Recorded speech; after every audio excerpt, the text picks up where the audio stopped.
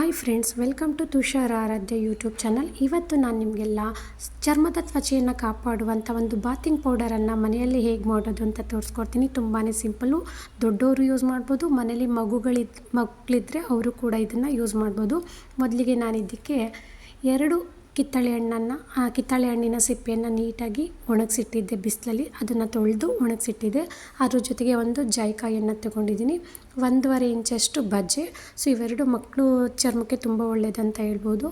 ಜೊತೆಗೆ ಗುಲಾಬಿ ಹೂವಿನ ದಳ ಏನಿದೆ ಅದನ್ನು ಕೂಡ ತೊಳೆದು ಬಿಸಿಲಲ್ಲಿ ನೀಟಾಗಿ ಒಣಗಿಸಿಟ್ಟಿದ್ದೀನಿ.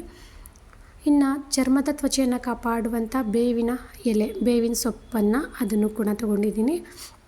ಇಲ್ಲಿ 1.5 ಇಂಚಷ್ಟು ಅರಿಶಿಣದ ಕೊನೆ, ಸ್ವಲ್ಪ ಕಡಲೆಬೇಳೆ, ಅದೇ ಮೆಜರ್ಮೆಂಟಲ್ಲಿ ಅಕ್ಕಿ, ಅದೇ ಮೆಜರ್ಮೆಂಟಲ್ಲಿ ಹೆಸರು ಕಾಳು. ಅಂದರೆ ಯಾವ ಒಂದು ಮೆಜರ್ಮೆಂಟ್ ತೊಗೊಂಡಿದ್ದೀನಿ ಇವು ಮೂರನ್ನು ಕೂಡ ಒಂದೇ ಮೆಜರ್ಮೆಂಟಲ್ಲಿ ತೊಗೊಂಡಿದ್ದೀನಿ. ಇದನ್ನೆಲ್ಲ ನಾನು ಮೊದಲಿಗೆ ಮಿಕ್ಸಿ ಜಾರ್ಗೆ ಹಾಕ್ಕೊಂಡು ಒಂದು ಫೈನ್ ಪೌಡರನ್ನು ಮಾಡ್ಕೊಬೇಕು. ನೀರೇನು ಹಾಕೋ ಹಾಗಿಲ್ಲ, ಕಂಪ್ಲೀಟಾಗಿ ಡ್ರೈ ಪೌಡರನ್ನು ಮಾಡ್ಕೊಬೇಕು. ಸೊ ಮೊದಲಿಗೆ ಎಲ್ಲ ಕಾಳು, ಕಡಲೆಬೇಳೆ ಮತ್ತು ಹೆಸರು ಕಾಳು, ಅಕ್ಕಿಯನ್ನು ಸೇರಿಸ್ಕೊತಾ ಇದ್ದೀನಿ. ಏನಂತಂದರೆ ಮಕ್ಕಳಿಗೆ ನಾವು ಎಣ್ಣೆ ಹಚ್ಚಿ ಸ್ನಾನ ಮಾಡಿಸಿದಾಗ ಸೋಪ್ ಹಾಕೋದಕ್ಕಿಂತ ಈ ಥರ ಪೌಡ್ರು ಮಾಡಾಕೋರೆ ತುಂಬ ಚೆನ್ನಾಗಿರುತ್ತೆ. ಸೊ ಇದ್ರ ಜೊತೆಗೆ ಅರಿಶಿಣದ ಕೊಂಬು ಮತ್ತು ಬಜ್ಜೆ, ಜಾಯಿಕಾಯನ್ನು ಕೂಡ ಜಜ್ಜಿ ಅದನ್ನು ಕೂಡ ಹಾಕ್ಕೊಂಡು ಪುಡಿ ಮಾಡ್ಕೊತೀನಿ. ನೋಡಿ, ಆ್ಯಕ್ಚುಲಿ ನೋಡ್ಲಿಕ್ಕೆ ಸ್ವಲ್ಪ ಕಡಲೆ ಹಿಟ್ಟು ಥರ ಕಾಣ್ತಾ ಇದೆ. ಅಂದರೆ ಕಡಲೆ ಹಿಟ್ಟನ್ನು ಯೂಸ್ ಮಾಡ್ತಾರೆ ಸಾಮಾನ್ಯವಾಗಿ. ಕಡಲೆ ಹಿಟ್ಟನ್ನು ಯೂಸ್ ಮಾಡಿದಾಗ ಕೆಲವೊಂದು ಮಕ್ಳಿಗೆ ಅಡ್ಜಸ್ಟ್ ಆಗೋಲ್ಲ. ಅದರಲ್ಲೂ ನನ್ನ ಮಗಂಗೆ ಕಡಲೆ ಹಿಟ್ಟು ಹಾಕಿದಾಗ ಮೈಯಲ್ಲಿ ಸಣ್ಣ ಸಣ್ಣ ಕೆಂಪು ಗುಳ್ಳೆಗಳಾಗ್ತಿತ್ತು. ಹಾಗಾಗಿ ನಾನು ನನ್ನ ಮಗಂಗೆ 5 ತಿಂಗಳಿದ್ದಾಗ ಈ ರೀತಿ ಒಂದು ಪೌಡ್ರನ್ನ ಮಾಡ್ಕೊಳ್ಳಿಕ್ಕೆ ಶುರು ಮಾಡಿದೆ. ಆವಾಗಿಂದ ಇವತ್ತಿನವರೆಗೂ ಇದನ್ನೇ ಕಂಟಿನ್ಯೂ ಮಾಡ್ತೀನಿ. ಮಗುಗೂ ಹಾಕ್ತೀನಿ, ನಾನು ಕೂಡ ಯೂಸ್ ಮಾಡ್ತೀನಿ. ಸೊ ಸ್ವಲ್ಪ ಬಿಸಿ ಇದೆ, ಇದು ಜಾಸ್ತಿ ಟೈಮ್ ಅದನ್ನು ಪೌಡ್ರು ಮಾಡಲಿಕ್ಕೆ ಟ್ರೈ ಮಾಡಿದ್ನಲ್ಲ, ಸ್ವಲ್ಪ ಬಿಸಿ ಇದೆ. ಹಾಗಾಗಿ ಒಂದು ತಟ್ಟೆಗೆ ಹಾಕ್ಕೊಂಡು ಅದನ್ನು ಹರಡ್ಕೊತೀನಿ, ಸ್ವಲ್ಪ ಅದು ಬಿಸಿ ತಣ್ಣಗೆ ಆಗಲಿ ಅಂತ ಹೇಳಿ. ಸೇಮ್ ನೋಡಲಿಕ್ಕೆ ಕಡಲೆ ಹಿಟ್ಟು ಥರನೇ ಇರುತ್ತೆ, ಬಟ್ ಕಡಲೆ ಹಿಟ್ಟಲ್ಲ. ಚರ್ಮದ ತ್ವಚೆಯನ್ನು ತುಂಬ ಚೆನ್ನಾಗಿ ಕಾಪಾಡುತ್ತೆ ಅಂತಲೇ ಹೇಳ್ಬೋದು. ಸೊ ಪಿಂಪಲ್ಸ್ ಆಗೋದನ್ನು ಅವಾಯ್ಡ್ ಮಾಡುತ್ತೆ. ಸೊ ಈಗ ಇದಕ್ಕೆ ನಾನು ಬೇವಿನ ಸೊಪ್ಪು, ಗುಲಾಬಿ ಹೂವಿನ ದಳ, ಕಿತ್ತಳೆ ಹಣ್ಣಿನ ಸಿಪ್ಪೆ, ಸೊ ಇಷ್ಟನ್ನು ಹಾಕ್ಕೊಂಡು ಇನ್ನೊಂದು ಸಲ ಪುಡಿ ಮಾಡ್ಕೊತೀನಿ. ಅಂದರೆ ಇದ್ರ ಪ್ರಮಾಣ ಕ್ವಾಂಟಿಟಿ ಕಡಿಮೆ ಇರೋದ್ರಿಂದ ಇದು ಕಂಪ್ಲೀಟ್ ಪೌಡ್ರ್ ಆಗಲ್ಲ. ನೀವು ನೋಡ್ತಿರ್ಬೋದು ಎಷ್ಟು ತುರಿಯಾಗಿದೆ ಅಂತ. ಸ್ವಲ್ಪ ಅಂದರೆ ಮೆಣಸಿನ ಪುಡಿ ಮಾಡಿಕೊಂಡ್ರೆ, ಪೆಪ್ಪರ್ಸ್ ಪೌಡ್ರ್ ಮಾಡಿಕೊಂಡ್ರೆ ಹೇಗಿರುತ್ತೆ ಆ ಥರ ಕಾಣ್ತಿದೆ.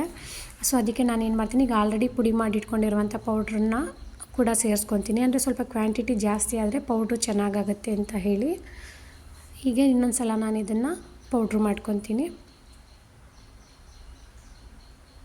ನೋಡಿ, ಕ್ಯಾಪಲ್ಲಿ ಇದೆಯಲ್ಲ, ಇದು ಆ್ಯಕ್ಚುಲಿ ಇದನ್ನು ನಾವು ಜರಡಿ ಹಾಡೋದು ಬೇಡ, ಅಷ್ಟು ನೈಸ್ ಪೌಡರ್ ಇದೆ. ಅಂದರೆ ಫೇಸ್ಗೆ ಯೂಸ್ ಮಾಡ್ತೀವಲ್ಲ ಪೌಡರ್, ಅಷ್ಟು ನೈಸ್ ಸಾಫ್ಟಾಗಿದೆ. ಸೊ ಈ ಥರ ಇರಬೇಕು ಪೌಡರು. ಆದರೆ ಏನಂತಂದರೆ ನಾವು ಮಕ್ಕಳು ಮೈಗೆ ಇದನ್ನು ಹಾಕೋದ್ರಿಂದ ಇದು ಸ್ವಲ್ಪ ರಫ್ ಇರುತ್ತೆ. ಒಂದು ಸಲ ಮಕ್ಕಳಿಗೆ ಇದು ರಫ್ ಅಂತ ಅನಿಸ್ಬಿಟ್ರೆ ಪುನಃ ಇದು ಹಚ್ಚಿಸ್ಕೊಂಡು ಸ್ನಾನ ಮಾಡಲಿಕ್ಕೆ ಇಷ್ಟನೇ ಪಡಲ್ಲ.